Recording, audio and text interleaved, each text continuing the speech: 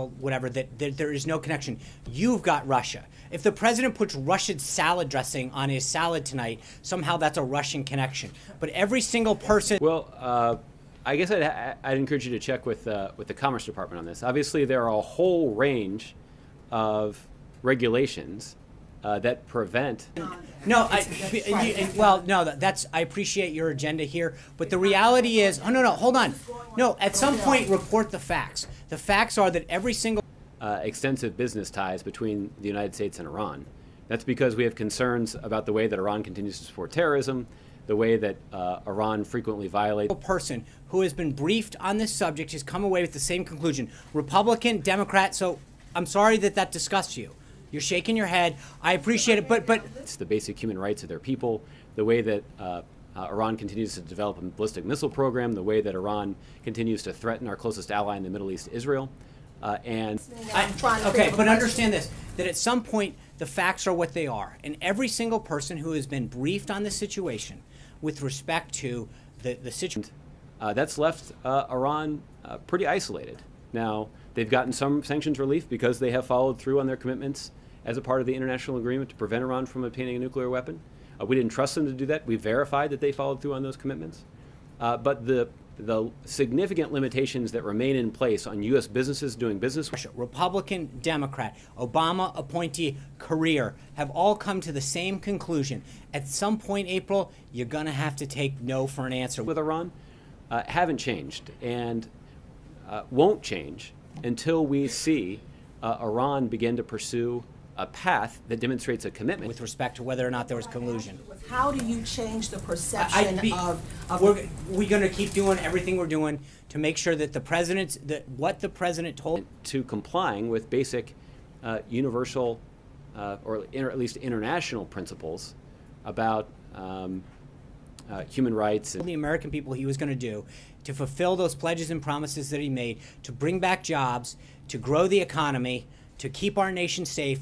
That's what he's been focused on. Terrorism and their military program. Okay? Andrew, I'll give you the last one. I just wanted to go back to clarify something you said at the beginning. It's the administration. Since day one, we're going to keep focusing on that every single day. Comes Friday. Condi Rice did not support this president. She did not go to the convention. She comes. What is on... Administration's position that Assad should step aside before a transitional government, not at the end of a transition?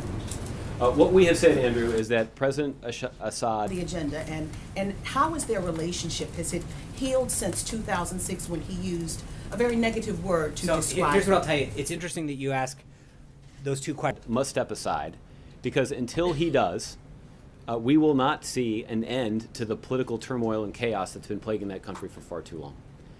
It is questions back to back. On the one hand, you're saying, what are we doing to improve our image? And then here he is once again meeting somebody that hasn't been a big supporter of his. Hold on. Because of President Assad's failed leadership that we have reached this point, that is the root cause of the violence and mass migration. A negative way. But April, hold on. It seems like you're hell-bent on trying to make sure that whatever image you want to tell about this White House stays, because... That we've seen there. It's also the root cause of the terrible atrocities that have been committed in Syria and the hundreds of thousands of people who've lost their lives as a result. At the end of the day, let me answer. Okay, but you know what? You're asking me a question, and I'm going to answer it, which is the president. I'm sorry. Please stop shaking your head again. Of President Assad's failed leadership. And that's why we continue to believe that we're not going to resolve this situation until President Assad makes a clear commitment to leave. But at some point, the reality is that this president continues to reach out to individuals who've supported him, who didn't support him, Republicans, Democrats, to try to bring the country together and move forward on an agenda that's... Seem to be more specific on the timing. You said that it would be a non-starter for Assad to be involved in the transitional national unity government. I think what I said is that... Going to help every American. That's it, plain and simple. So if you're asking what we're doing, I think we continue to do it, which is to bring groups together that have been supportive of them, that haven't been supportive of them.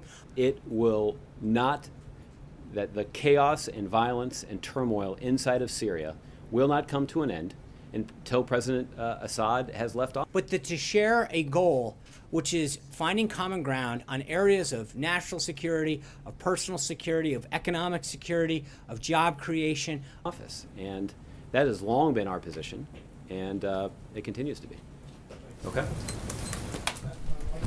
Thank you, guys.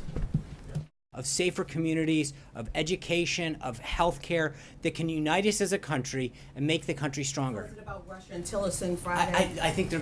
I'm not ready to. When we're done with that, we'll see if we can have a readout. Tillerson, do you hold on, believe? I understand that. We're not at Friday yet. I will have a readout when that's done. I know the pool needs to get to the Vance for the signing.